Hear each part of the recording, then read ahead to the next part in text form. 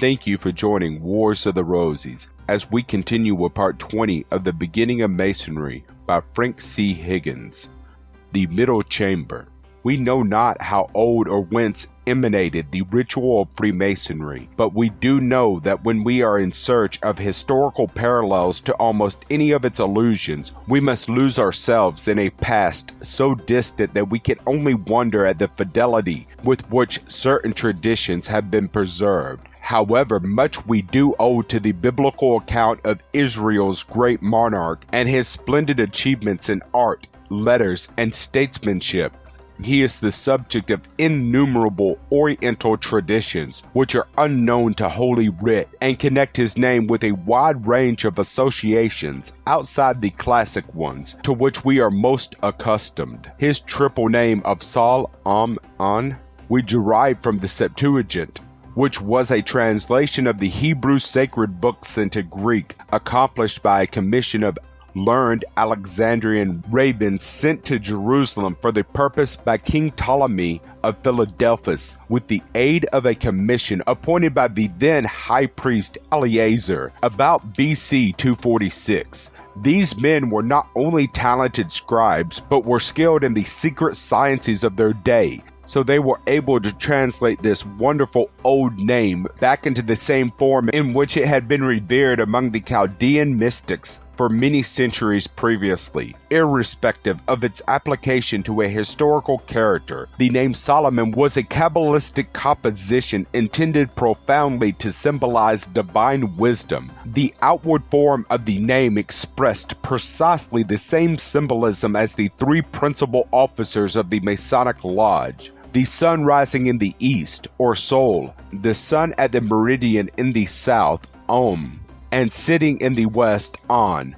These three names taken separately were also very old and in a variety of ways connected all that men had discovered of the wonders of the universe, showing that they were but varying aspects of the great Jehovah. The discoveries of learned travelers, especially American savants connected with the University of Pennsylvania, have established the facts beyond doubt that Jehovah was worshipped centuries before the time of Abraham by the Mesopotamian people, and the divine wisdom, Sol-Am-An, recorded in Babylon cuneiform inscriptions as Salmanu, with the word Scar or king added, when the name was used as that of a monarch.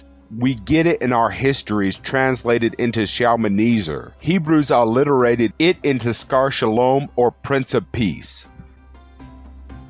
The great temple of Bel at Borsapah, opposite Babylon, with its 7 planetary stages.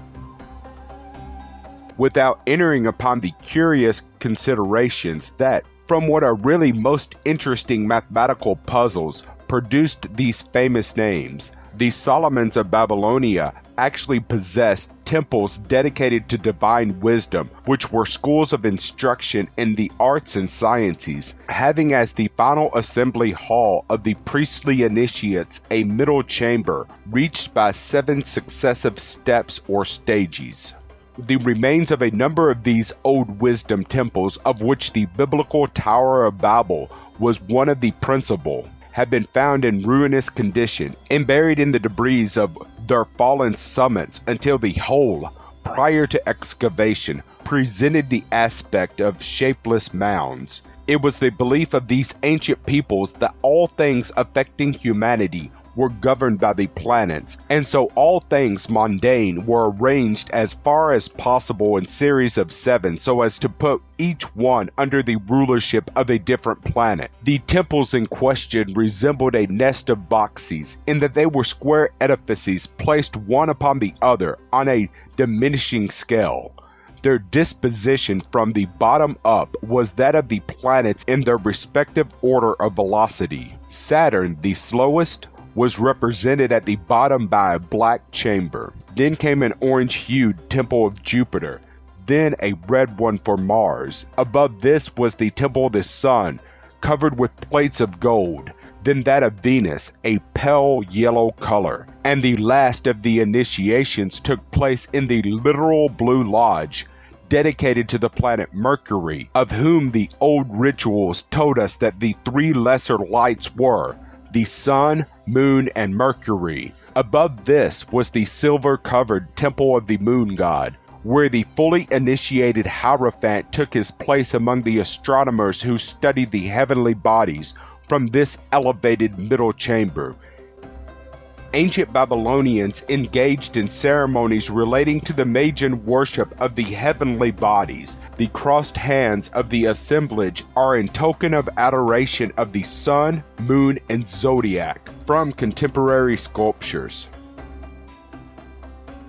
Ancient sculptures remain, showing various orders of neophytes in such reverent attitudes that we are unable to wonder when we behold other scenes from the vicinity of these old temples, in which the dramatic action of some of our most intimate degree work is shown with fidelity and spirit.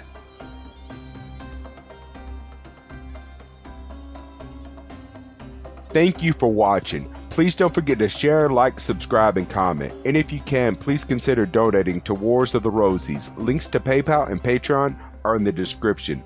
Thank you so very much.